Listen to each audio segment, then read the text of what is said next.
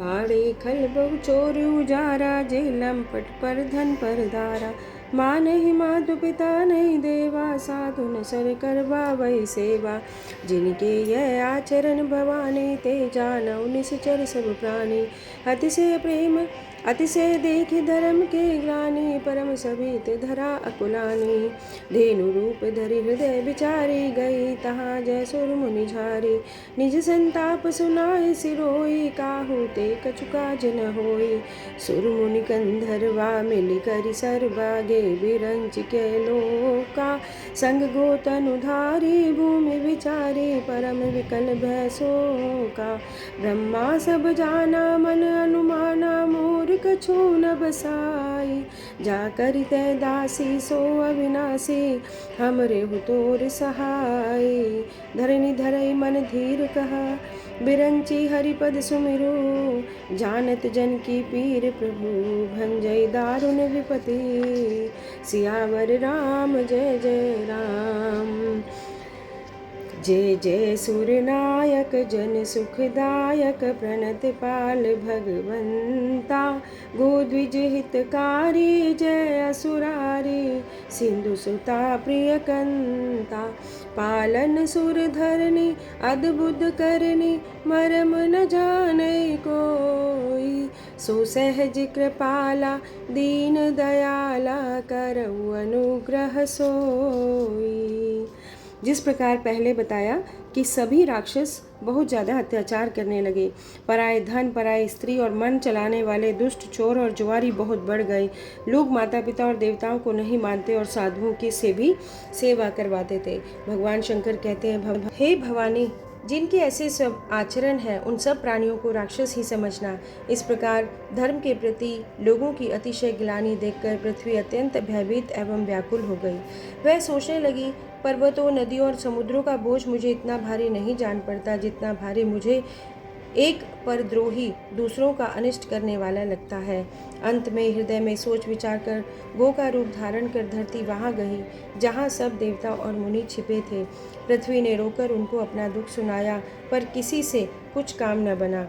तब देवता, मुनि और गंधर्व सब मिलकर ब्रह्मा जी के पास गए। भय और शोक से अत्यंत व्याकुल बेचारी पृथ्वी भी गो का रूप धारण कर उनके साथ थी। ब्रह्मा जी सब जान गए। उन्होंने मन में अनुमान किया कि इसमें मेरा कुछ भी वश नहीं चलेगा। तब उन्होंने पृथ्वी से कहा, जिसकी तू दासी है वही अविनाशी हमारा और तुम्हारा दोनों का सहायक है। ब्रह्मा जी ने कहा, हे धरती, मन में धीरज धारण करके श्री हरि के चरणों का स्मरण करो। प्रभु अपने दासों की पीड़ा को जानते हैं, वे तुम्हारी कठिन विपत्ति का नाश करेंगे।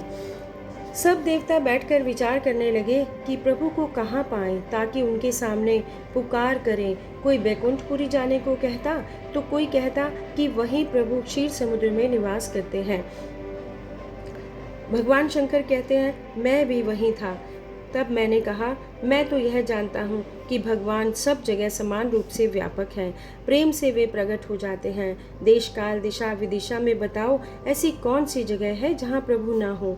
वे चराचर के स्वामी, सबसे रहित और विरक्त हैं। वे प्रेम से ही प्रकट होते हैं जैसे अग्नि, परंतु जहाँ उसके लिए अरणि मंथन आदि साधन मिल जाते हैं वहाँ वह प्रकट हो जाती है। मेरी बात सुनकर ब्रह्मा जी के मन में अत्यंत हर्ष हुआ। उनका तन पुलकित हो गया और नेत्रों से अश्रु प्रवाह होने लगे।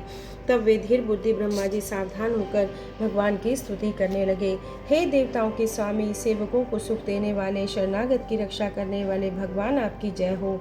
हे गो ब्राह्मणों का हित करने वाले, असुरों का विनाश करने वाले, समुद्र की कन्या के प्रिय स्वामी, आपकी जय हो, जय हो। हे देवता और पृथ्वी का पालन करने वाले, आपकी लीला अद्भुत है, उसका भेद कोई नहीं जानता। ऐसे जो स्वभाव से ही कृपालु और दीन दयालु है, वे ही हम पर कृपा करें।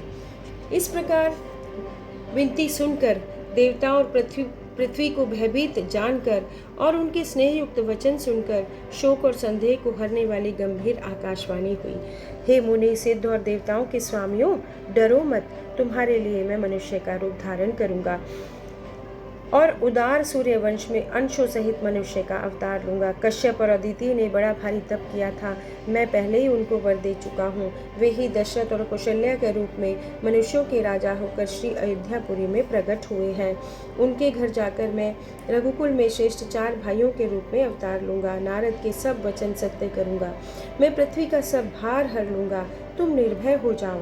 आकाश में ब्रह्म भगवान की वाणी को कान से सुनकर देवता तुरंत लौट गए और उनका हृदय शीतल हो गया।